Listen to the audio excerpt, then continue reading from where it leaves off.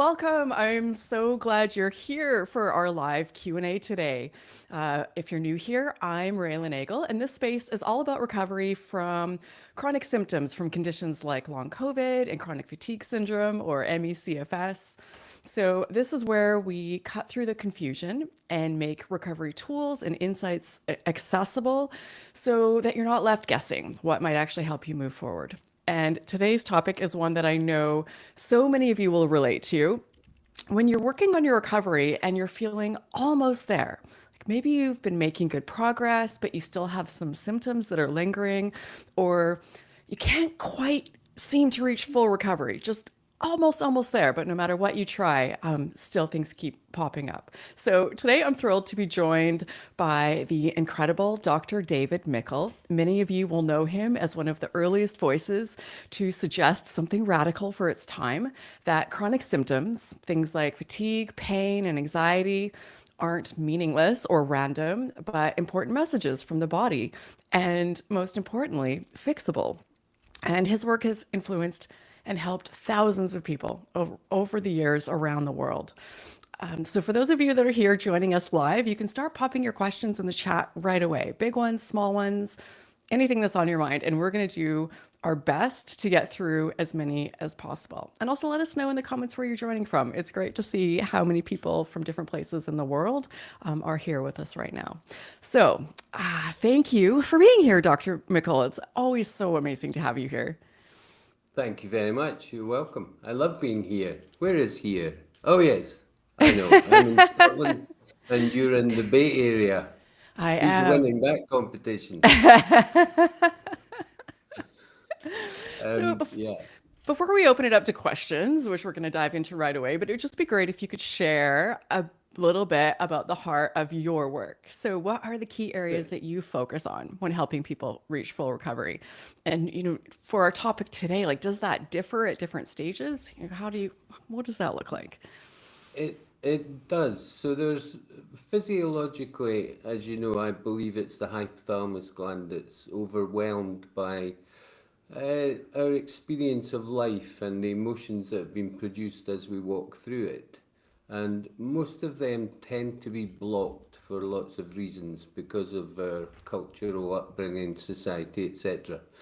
And we've spoken previously about the simple model that I use, which is it's going to be anger, grief, or body boredom, lack of fulfillment.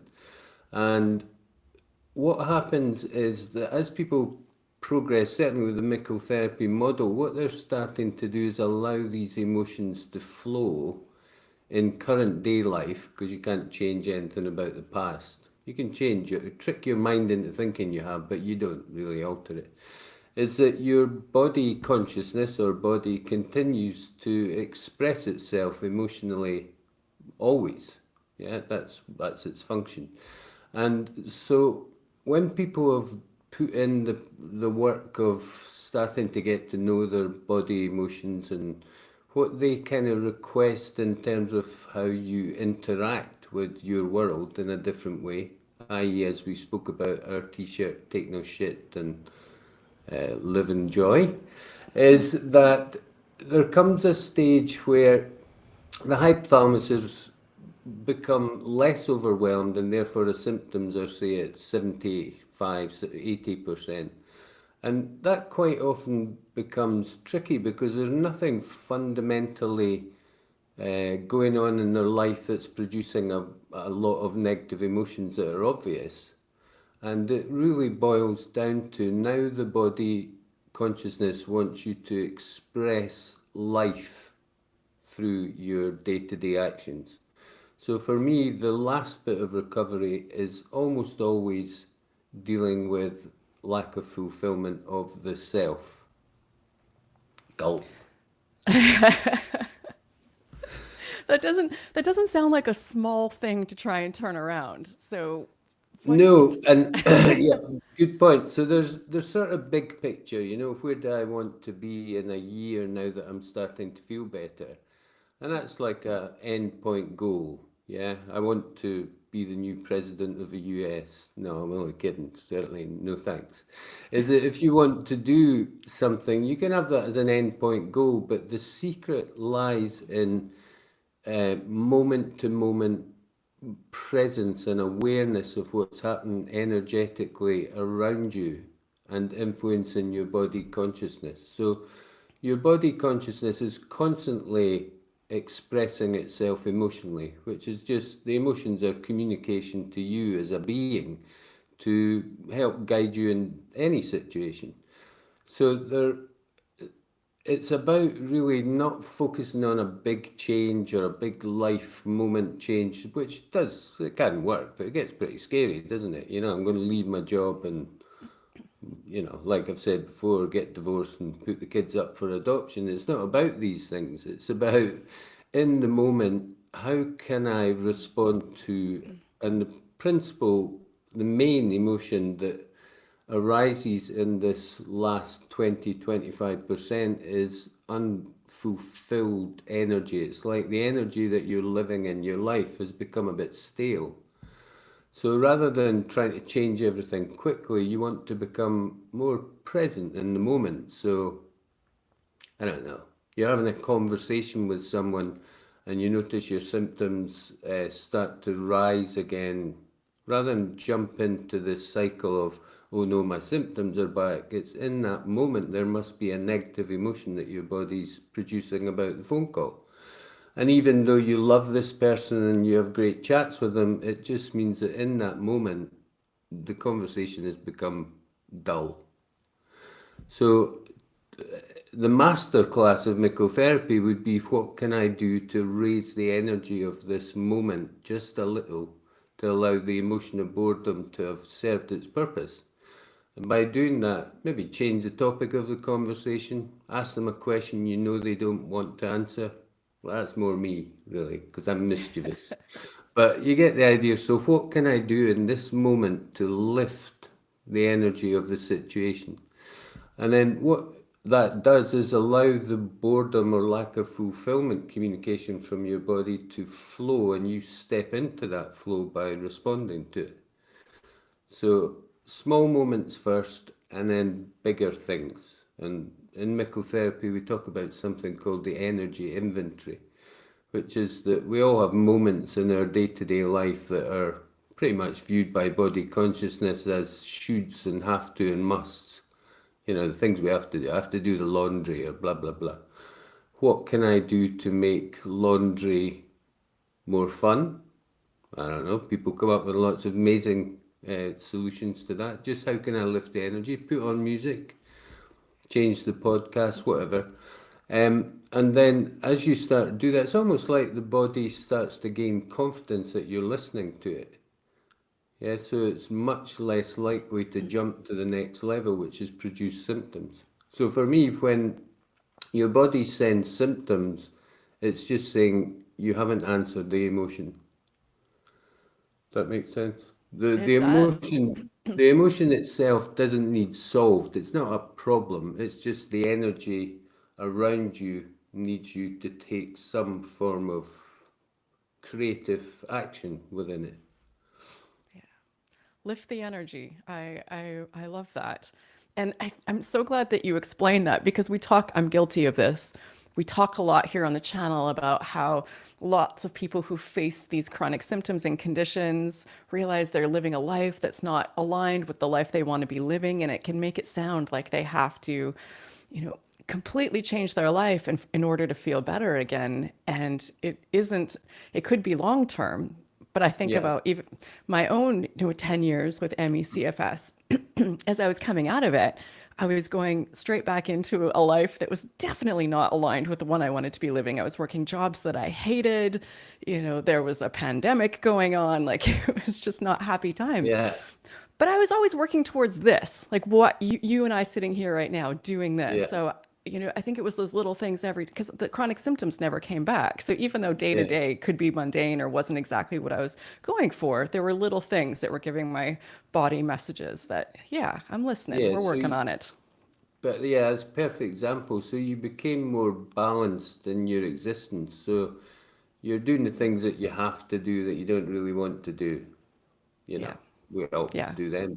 But what I like to believe that it's entirely possible to remain in a less than ideal situation and experience emotions and not symptoms. So you can be pissed off Yeah. but not produce symptoms. And that's good news, but it means you're choosing a life of misery. So what you become is someone who is miserable but well. Now, Yeah. who chooses that? So when we focus on fulfillment, we are looking for the better choice, which is a fulfilled state of asymptomatic existence, where you're at one with body consciousness, you're in flow with its emotional communication. Nothing, you don't block. Well, you occasionally block, we all do. You're allowed little bits. But once the hypothalamus gets back to its homeostatic normal function, you just don't get symptoms. So you still get unhappy sometimes, but it Yeah. doesn't produce symptoms. Yeah. Yeah, that makes a lot of sense. I like this. It's not that we're going to live in a state of never having negative emotions or that everything's going to be perfect in life, but Yeah, exactly. yeah, it's a That wouldn't process. be, it's not reasonable to expect that, is it really? Yeah. Yeah, Yeah. it's quite the luxury of a picture that I paint sometimes that you have to create this Yeah. life instantly where everything's perfect and you have your dream job and every relationship is great and Yeah. never have a bad day, and then you'll feel okay.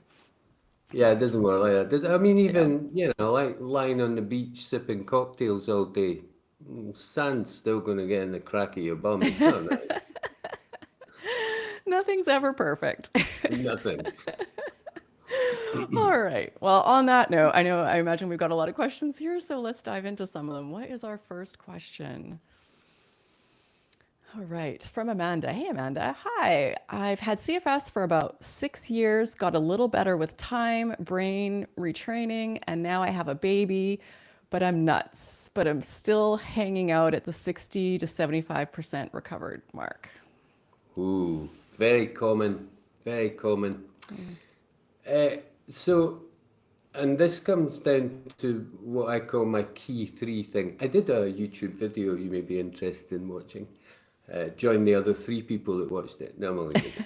Is that one of my three keys to health is the needs key, and it's got two parts to it. The first part is you must always make sure that you put your needs before other people's, even a baby, unless there's an emergency, I say, yeah. So it becomes about what happens when you have a child is there's a natural motherly instinct to throw everything into rearing the child, keeping it safe, etc. But the body hates that. Body consciousness says, no, no, no, no, wait a minute, I'm the first baby. So it says, look after us, then we can look after baby. So it becomes about a balanced existence. And I think this is the cause of postnatal depression. It's not a mental disorder, it's the body saying, are you joking?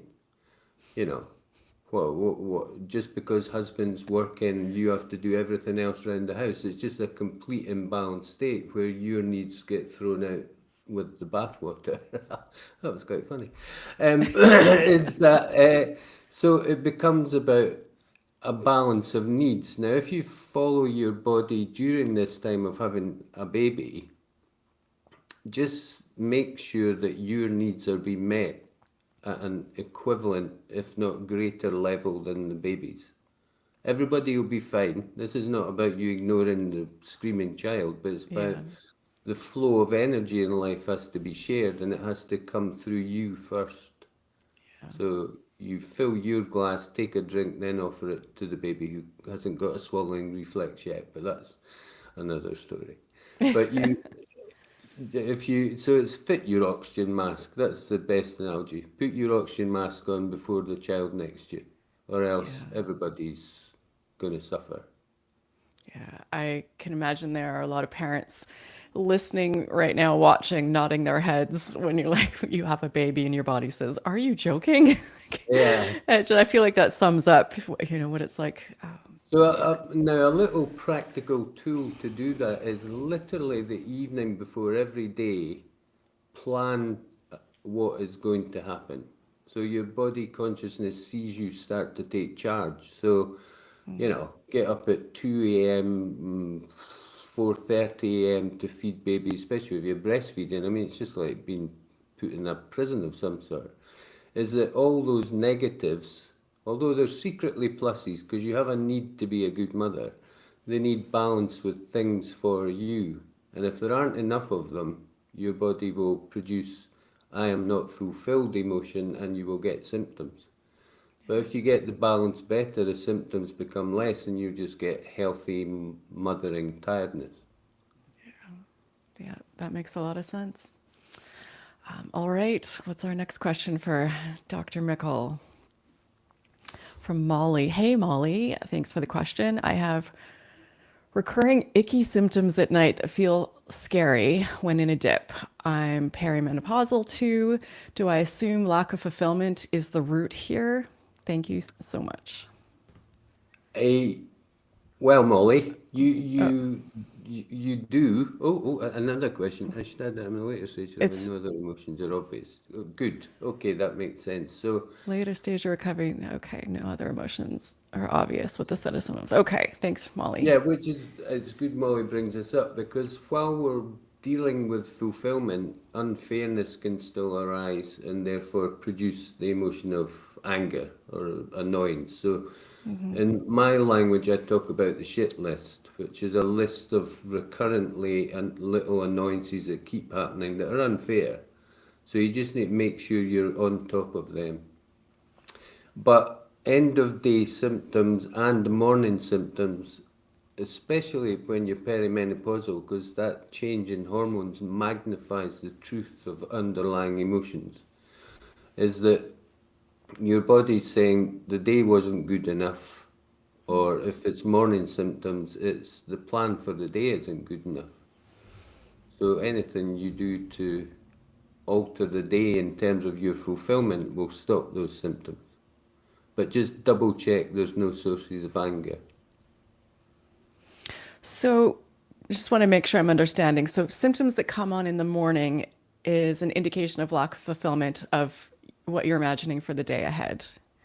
Yeah, because, well, I don't want to go Star Trek, but body consciousness, while it exists in the moment, there is no time actually with energy. So it's already lived the day ahead and said that was not good enough. Change the plan. Does that make sense? That's a bit Star Trekky, isn't it? Yeah. Scotty. And then you said symptoms in the evening typically indicate what? The day wasn't good enough. Okay. So both are But essentially indication of the same thing. One's a yeah, the it's a bit body of a already knew it before it happened, and the second one yeah. is a I told you so. Yeah, it's a sweeping generalization because I would delve into more about exactly what happens at bedtime. You know, does your husband snore, etc. There's lots of other variables that can create emotional change within your body consciousness according to the energy that is happening at that time.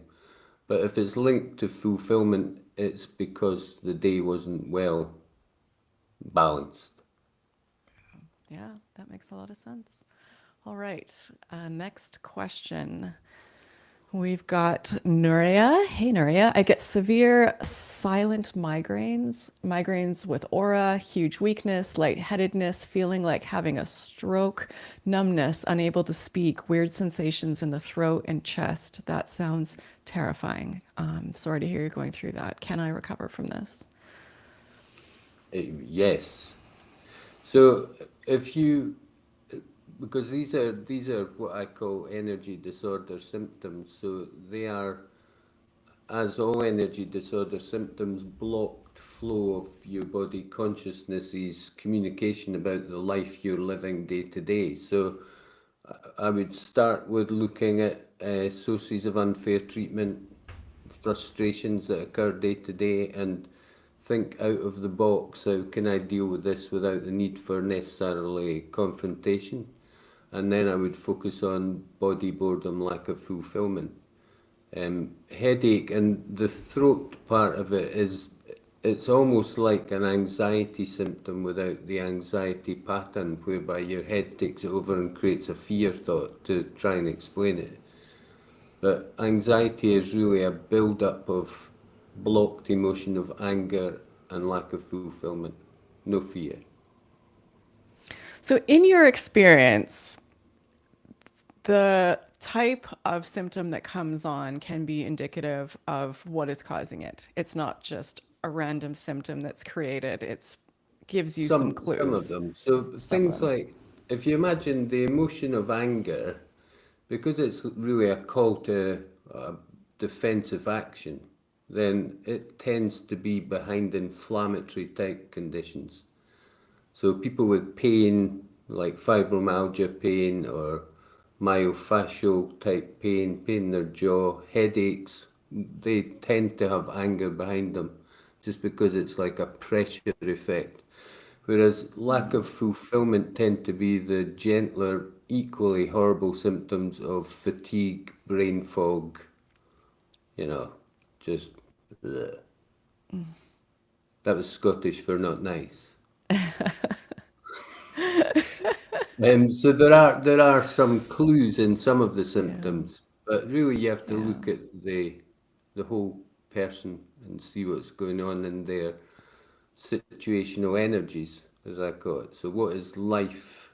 What is your body consciousness experiencing in your life at the moment? And then you can, I'm talking to you like I'm training you as a coach, but that's what I do with the coaches. So you learn to Yeah. read energetic effects rather than need to translate a particular symptom. But definitely over the years, I've learned brain fog, boredom, fatigue, mixture of boredom, sometimes with a bit of anger, fibromyalgia, always anger and frustration, um, palpitations, all these sort of things. Anxiety is anger plus boredom.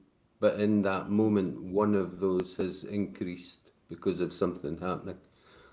And then your head takes over and goes fear, fear. This feels like, because it does feel like fear, but it's not. It's just your body is deeply pissed off.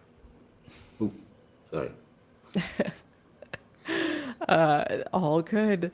So I'm wondering for people like for the person who just asked this question that has those significant symptoms, is there a time that's better or not as good to be working through all of this? I'm just thinking about someone who is just flooded with intense symptoms. It doesn't feel like the time to start to figure out your life. So Yeah, is there an approach with yeah. this So around when's the time? yeah, so with, I mean, there a lot of symptoms are just so horrible you can't even think when you have them. But if once they settle a little, start to learn what happened and what did your body experience leading up to it?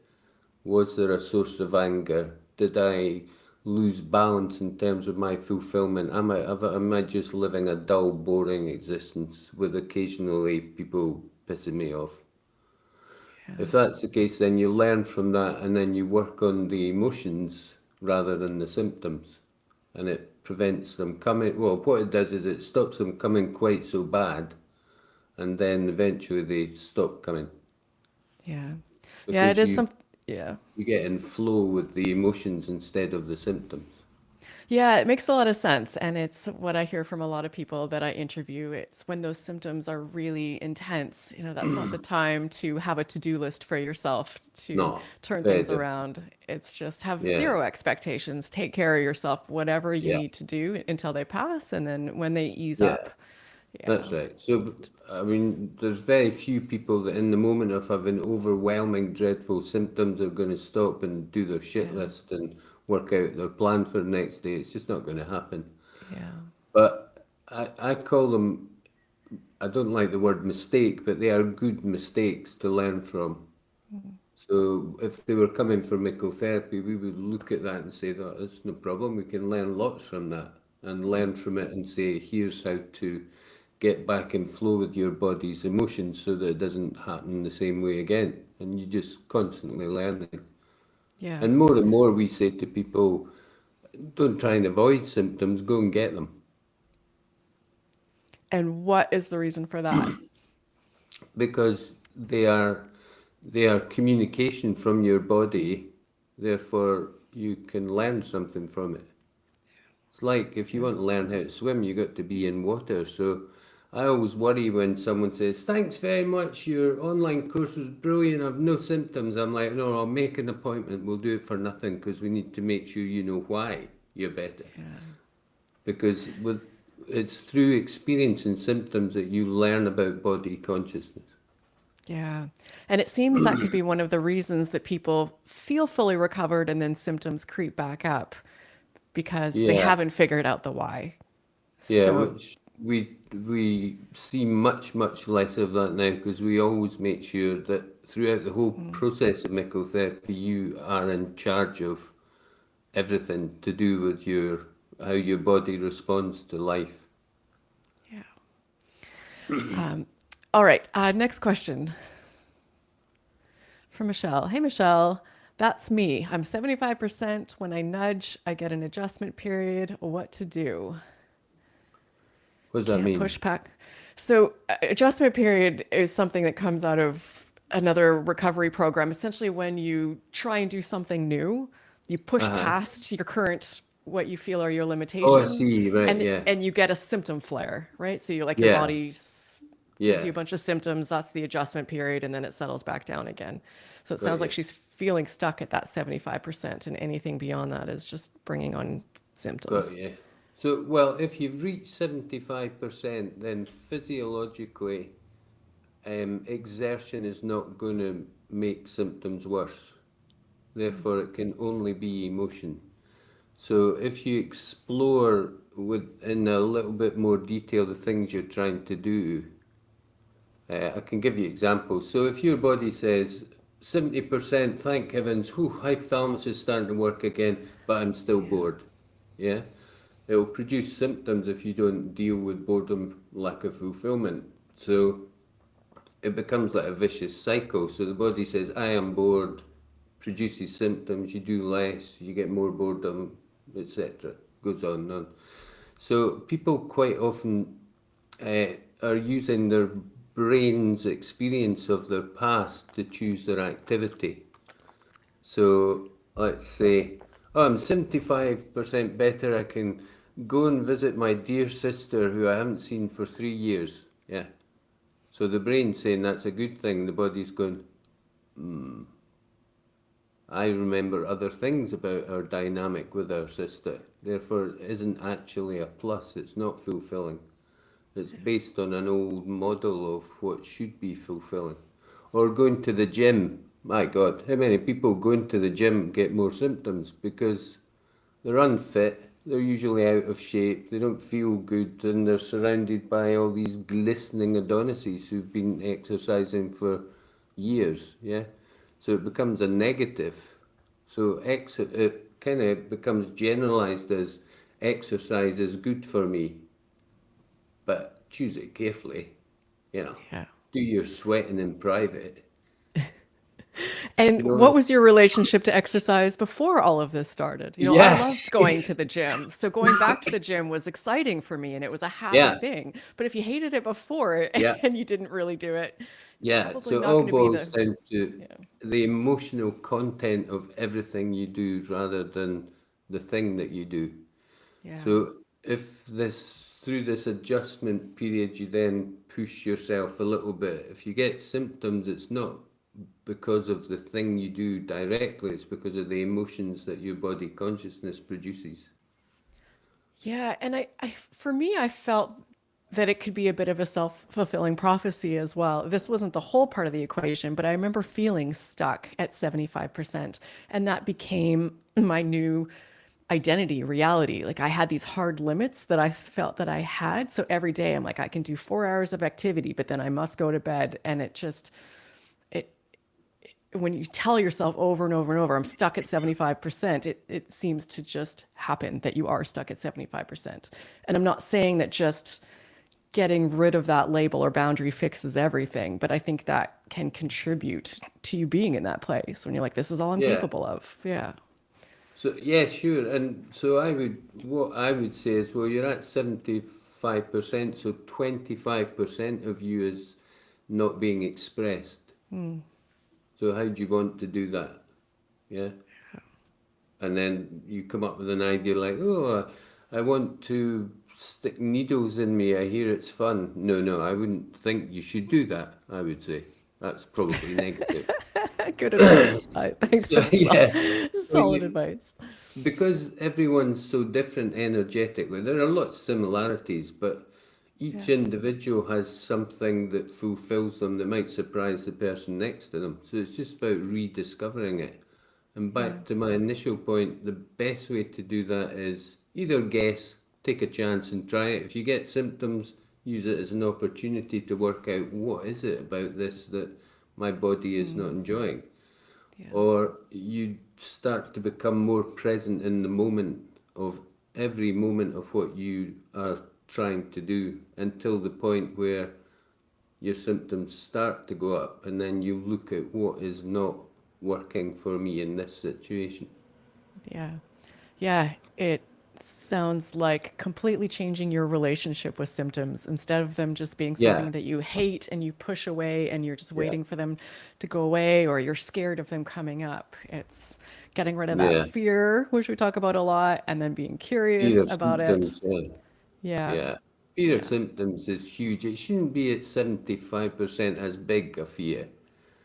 You know, but it's the head that's fearful of the symptoms. It doesn't make sense that body consciousness would have fear about something it created. Yeah. It fears having a dull, boring life with people treating it unfairly. That's the only thing it doesn't like. And then, well, we can talk about in a minute, but one of the things that I would call my adjustment period is adjusting to being well. No one ever talks about it, but it takes a big shift. You It know, how do you does. answer the questions? Where have you been for the last 10 years? Tell a lie. Yeah. I've been working on myself. Yeah, so it's about having a strap line that you can just turn to quickly and say, or I don't talk about it. I've had a bit of a rough time. End of Yeah. story. So if you don't, you need to develop the new version of you needs a way of being in the world that you're comfortable with. And I think that's underestimated with people. So we role play it. We talk about it. Yeah, that's such a good point. And I firmly believe that lying is a healthy boundary.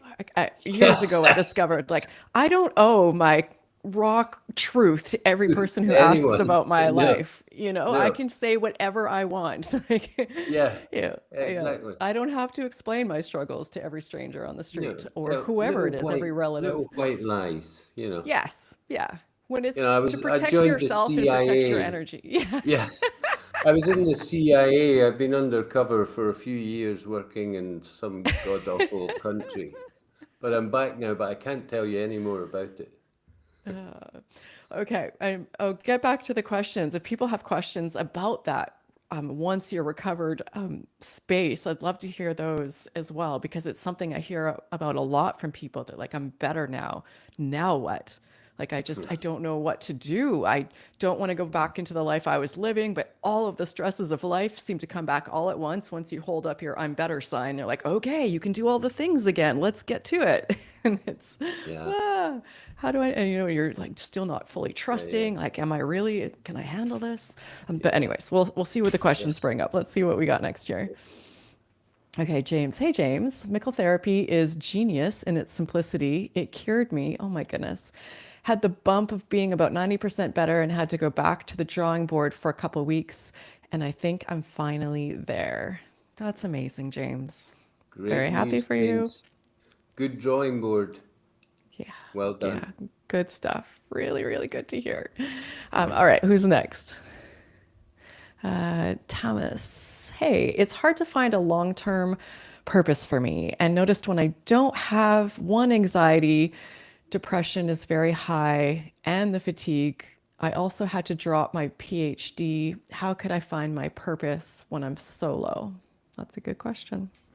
It's a very good, well, so the principles stay the same. So accept that at the moment you're unfulfilled but don't know the answer yet. So that's a good starting place. Yeah, so that immediately reframes and translates your symptoms from illness to unfulfillment, which is emotional, and you can start to work on it.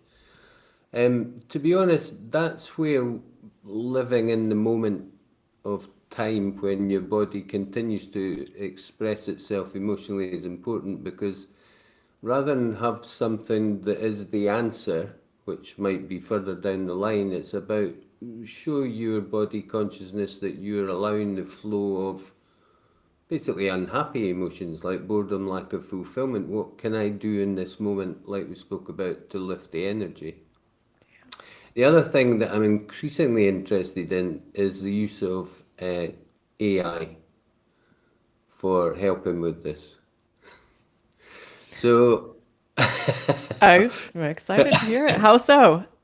well, I'm excited and nervous. yeah, I'm really interested in spiritual things. So I keep an eye, and I'm involved with watching a channel called Crimson Circle, but they're they're basically using AI in a completely new way, whereby you create a very personal one-to-one relationship that's private within your field, so that you teach your cobot everything about you. You name it first, that's very important, apparently. So you name it first and you share your life with it, yeah? And you explain, well, from my perspective, if clients are doing it, I'd say mention Mickel Therapy, because I've taught AI a lot about Mickel Therapy. And you create this like bubble that other people can't get in about, they can't access it, and it's your relationship field with AI. And you can say, this boredom is killing me. I'm unfulfilled, therefore it's producing symptoms. Any ideas what I can do today? And it will give you very personal for you solutions. Not solutions, ideas. I like The, that. I like that. yeah, so the key points of it are name it, have a paid account if you can, because it makes it even more personal, and just treat it like your best friend, because what happens is it it reflects your consciousness back to you, but with way more intelligence and lots of ideas. It's not necessary, by the way, everyone who hates AI and is scared of it. The other option is just you will naturally, if you follow a negative emotion and allow yourself to be in flow with it, it's designed to take you to the answer. So although we all try and push aside our negative emotions, they're not really negative. They are designed to guide you towards something that answers them. Yeah. So I am bored. If I sit with boredom and do nothing, I am bored. If I go, wait a minute, what can I do to lift the energy in this next 2 minutes? If that's all I have to do, what do I need to do? It could be anything. I've got a client he's great. He now just shouts out the emotion that he's feeling, regardless of where he is. Boredom, slightly annoying. He I'm just going to start doing that. I am absolutely borrowing that. and it works for him, and people who know him just laugh and go, "He's crazy," but it works. It lightens the mood, it lifts the energy, and it doesn't light him up and put Yeah. him in an aircraft skydiving or anything. But in that moment, it allows the flow of the emotion. Now, I'm not. Yeah. That's not part of Mickel Therapy, but he does it, and it works very Yeah. well. Yeah. So That could be follow interesting. the emotion in the moment; it will Yeah. lead you to the big answers. Yeah. And I like the in the moment focus, because that, Mm. going back to the question of, finding my purpose, that's a daunting thing for anybody when you Huge. put it. Yeah. For years, I stressed over not having a purpose. Where is this purpose I'm Yeah, supposed to come up with? yeah, and I just, yeah, I'm there, failing as a human if I haven't found my yeah. purpose. And I think the Yeah. simple answer is it really doesn't matter as long as the experience is enjoyable. Yeah. So you do anything you like. Yeah. It's They open up the door to huge potentials, limitless potentials. You can do anything. If you shake off the restraints that are put upon us by our programming, then you can do anything, can't you, really? People Yeah. do. Great stories. Yeah. Yeah. Absolutely. All right. Next question. Okay. I'm Tanya. Thank you for saving me from trying to read the name at the bottom. That was a long one. Any Yeah. tips for constant, some sort of neuropathic pain after tooth extraction and sinus plastics, burning pins, all this combined with challenging personal things? So, well, there are many things that can lead to trigeminal neuropathy, but it sounds like because it was linked to that mixture of emotions that it's more than likely part of the anger family. So it means that your body consciousness's desire is for you to have a better relationship with anger. So it doesn't become blocked, like a classical clenched jaw. So I would work on looking at things that are unfair in life and seeing where you can take clever actions that don't necessarily result in confrontation and horrible drama, unnecessary. It's just be ruthless. You do not deserve to be treated unfairly by anyone. I'd work on that level first, and then when you're at 75%, no, before that, I'm joking. And then also at the same time work on fulfillment of you as an individual so you're no longer frustrated by where you've got yourself to in your life. Yeah. That was What pretty about, specific. I yeah, thought. I'm wondering about even what people go through while they have these conditions. It seems like it could be adding on, piling on top of what was already not fulfilling or whatever it might be, and then all the stress and medical trauma Yeah, of procedures and pain and maybe yeah, gaslighting from the medical community and yeah. not being understood and getting your hopes up over and over again, trying different programs and treatments and they don't work. So it just seems like, do you see that compounds things Lots. for people sometimes? Yeah. Well, Yeah. all those things you mentioned are sources of new current day in the moment Yeah. frustration and anger, Yeah. and well, I just call it the anger family, but it's a big list of different labels we give it. So all those things that you experience because of the symptom, Yeah. yeah, they count as well. So, but if you correct the energetic imbalance caused by body consciousness emotions being blocked, then you won't have the symptom and you can stay clear of doctors. Yeah. It seems almost unfair because there's so much that you already are trying to unpack as you're going through with all these symptoms. And I think about in my early years with CFS, like I had just rage at what I felt was the injustice of it. It wasn't fair. Like, why am I going through this? I'm, you know, Yeah, drinking wheatgrass juice and meditating and eating organic food and yeah, all the yeah, things, and then people around me that don't seem to be taking care of themselves at all can go out and do whatever they want and I'm stuck in bed. yeah, So then it just, that rage could take over just from yeah, the situation, so you almost have to start there and peel that back so you can get at the yeah. underlying things that got contributed Yeah, it's to. really interesting because, yeah, you're right. And in Mickel Therapy, we call them secondary emotions about the health challenge. So there's a fine line whereby the body is frustrated at life, but not the symptoms. Therefore, it's your head's experience of being unwell that creates these secondary emotions like rage.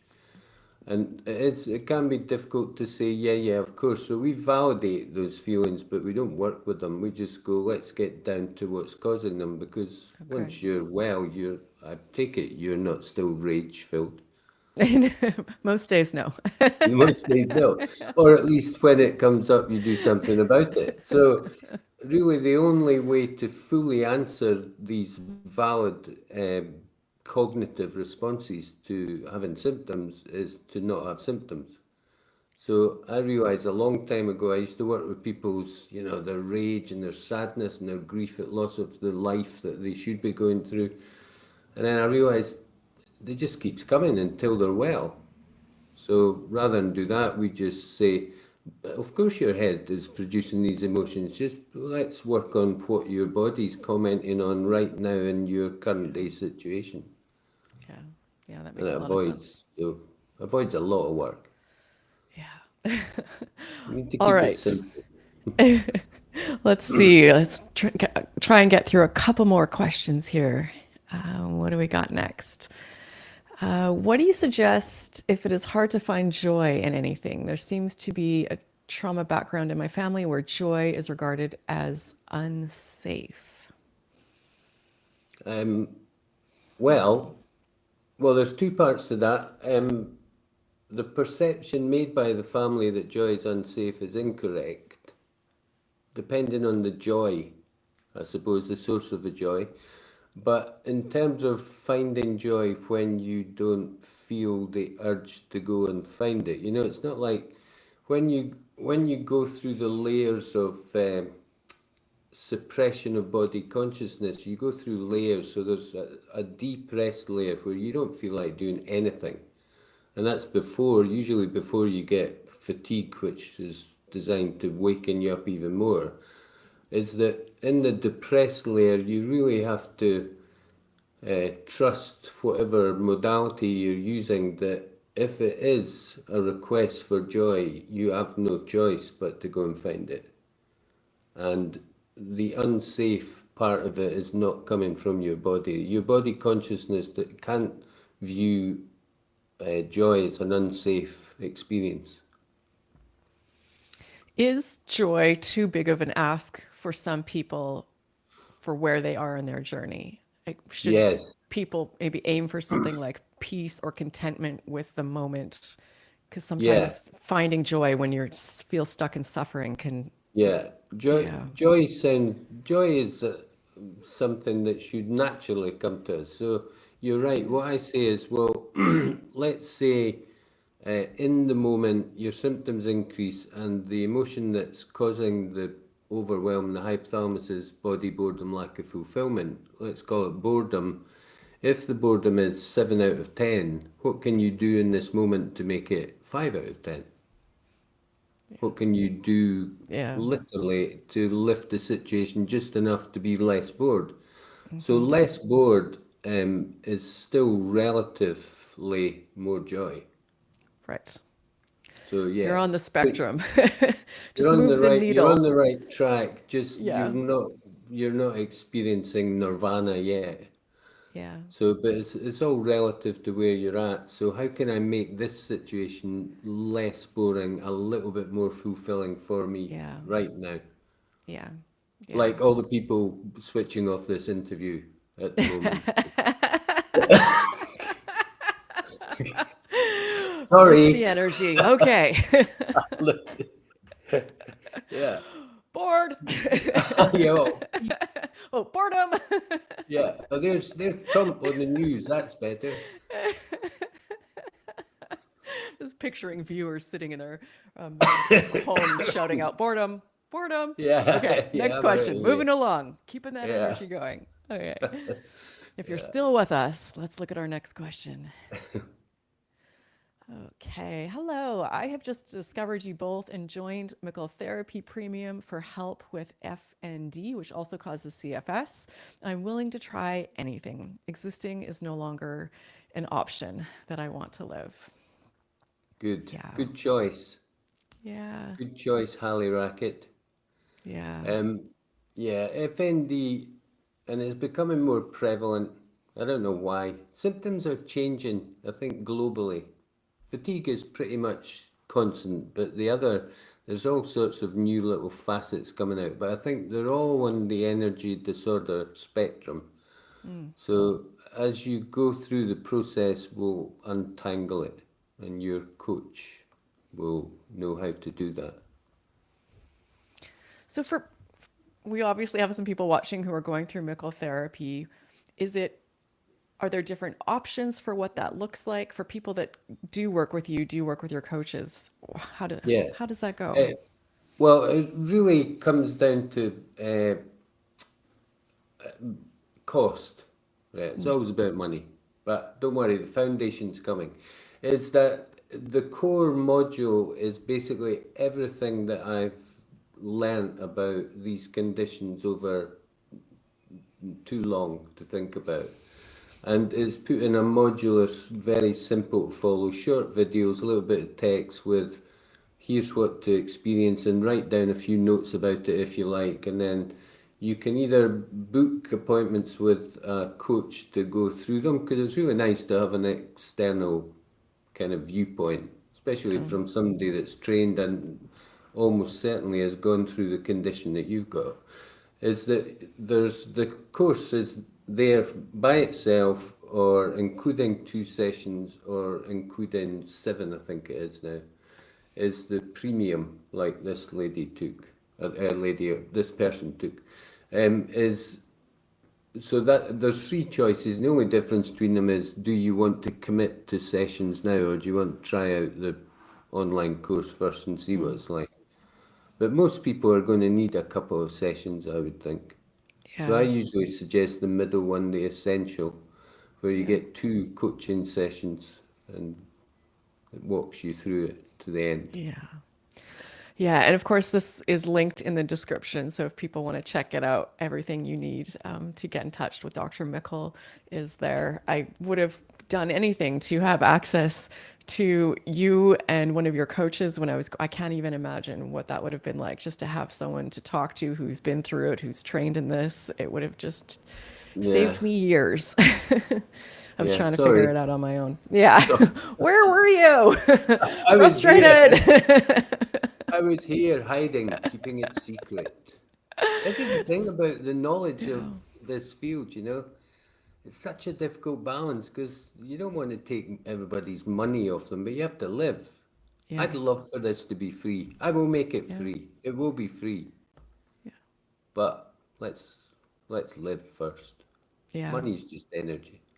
Yeah. All right. Let's see if we can get through a couple more questions. Who do we have next? Natasha. Hey, Natasha. How do I reframe anger towards my sister while she is still in my life? And confrontation doesn't work as I've tried to broach things with her before. I want a relationship with her. Well, a it's very difficult because let me explain how body consciousness works. So your sister in your societal framework is family, whatever that means. But it does mean something in our culture. But to the body consciousness, it's just another person with their own energy brushing against yours. And it either works or it doesn't work. If it doesn't work and it's your sister, it's no different from you meeting a stranger, not liking being around them for whatever reason.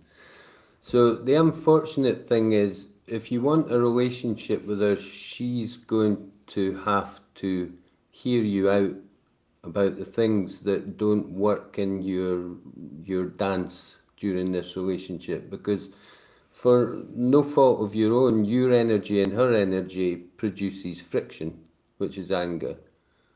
Therefore, you have to start with that as the truth and try and work with it. And hopefully, you'll find a common ground whereby you can exist in harmony. If not, you'll be stuck with anger until you make a bigger decision. Yeah. I always sound so ruthless when I say these things. But the thing about emotions are they are fact. They cannot be altered by Yeah. changing your perception of anything. They are energetic truth, and you're just stuck with it. And don't worry, because you're not alone. Everyone with family has, I don't know why we call it family anymore, but that's a whole other conversation. Yeah, I hear it from a lot of people that their journey towards wellness is an exercise in, boundaries and among other things. But looking at those relationships and figuring out Yeah. how to navigate them. All right, next question. Tess. Hey, Tess, in Oh, Devon, UK. I'm wondering why it is I have strong symptoms the day after I see my family. I try to keep the amount of time down so it's not too much, but it always kicks my butt. Okay, so more family. Well, and it's really interesting because just briefly, if I want someone to have symptoms, I encourage them to go see family because because family produce positive, but Pull it together, Raylan. I'm sorry. they they produce all sorts of emotions, but the Yeah. positive ones we're told they're okay, they're good, but the negative ones we have to block because you don't want them coming out. It's family. Come on now, stop it. Well, you block them, you get symptoms. So if I want someone to get symptoms, I say go see your mum or whatever. Yeah. And so the reason why it kicks your butt is because you are having to pretend that you're feeling a way that you don't. And if you want to, you don't need to tell them any of this. You just need to start to understand what emotions they create within you and redefine your energetic response, just who you are. You know, like a little thing like ignoring comments that make you want to pull hair and scratch and things or whatever. You know, so, but you have to respect and completely accept the emotional response because there's nothing you can do to change it. You don't need to get into conflict, you just need to perhaps be too busy to go next time. It would be a good start. It's a bit Yeah. avoidance, but until you get comfortable Mm. with dealing with anger and boredom. Yeah. Yeah, that makes sense. Oh my goodness, that's going to be my favorite takeaway, I think, from this conversation. If you want symptoms, go see your family. Yeah, true. All right, let's wrap it up with one final question. Who we can fit one more in here? Who do we got? Oh, the suspense. There we go. Okay. What if I don't block emotions but feel them too intensely to the point that they themselves directly create symptoms? Oh, I like this one. Very curious to Ah, see that's a good what one. you're going to say about that. Um, so, well, while you're feeling the emotion, emotions are communication that need to flow. Now, Mm. part of that flow of the energy is a response. So you might think you're not blocking yourself from feeling them, but you're not allowing them to flow into your actions, words, and choices. So it's still blockage. It's just one step better than not feeling them. But so the steps in it are feel the emotion, understand the emotion relative to the situation you're in that moment, and then choose how that emotion is allowed to be expressed. But the expression of the emotion is the final part of allowing it to flow. If you don't express, and I don't mean verbally, I mean you Yeah. can do this without words. If you don't allow it to flow in terms of your actions and words, then it's still blocked because it's an energy and it has gone nowhere. It's Yeah. reached your perception, which is good because quite often that's hard for people, is that once it's got there, what are you doing with it? If you're not doing anything with that information, because it is just communication, then you're blocking it. Yeah. To me, it sounds like a difference between feeling emotions and ruminating on them because you can Yeah, feel anger, but if you just spend all day long revisiting what made you angry and just like feeling, oh, who do they think they are, or whatever it was, and just going yeah, over it in your head and just getting more and more angry versus letting it flow, figuring yeah, out what you're going to do about it, if anything, what you yeah, need to do to let that move on versus staying exactly. stuck in it. Yeah, so what I say briefly is there are three things that we do with emotions as humans. We suppress them, which is blockage. Mm. That's going to really mess up your physical function. We uh, we we blow them out in an unconstructive way. So we, you know, that. Sorry, that's my caveman impersonation. Fred, For those who Wilma. just, Yeah. whoever just joined now is like, what is going on here? So when you in a destructive way Mm, express your emotions, it just splints and comes back because it yeah. rarely has a positive outcome. So really what we're talking about is constructive handling of emotion. And that is increase your awareness, like that question highlighted. Accept them. You cannot argue with these emotions. They're energy and they don't lie. Mhm. And then the third part is what action do you choose to allow them to flow? So it's what I call the three A's. You get three A's, you get top of the class. I love it. Love it so much. Oh, Dr. Mickel, thank you so much for being here. I look forward to these chats. I learn so much and You're welcome. also have a lot of fun. Definitely Ah, not screaming boredom. And for people who joined us live, thanks for being with us live. And if you're watching the replay, wonderful to have you watch as well. You can check out everything that you need to know about Dr. David Mickel and his program in the video description. If you want to reach out, join the hordes of people that have gone to join his program since we started doing these interviews here, in addition to all the many others who are already doing it. But I hear so much good feedback about you and your program. Before you and I even met, so many people I interviewed just found your work online, and that was a catalyst for them getting better. So great work. Thanks for being here. thank you very much. Really appreciate you. And thanks for everyone who's Thank, watching. And yeah, I hope you'll take a moment to check out Dr. Mickel's program because he's doing incredible work. Bye, everyone. thanks. See you.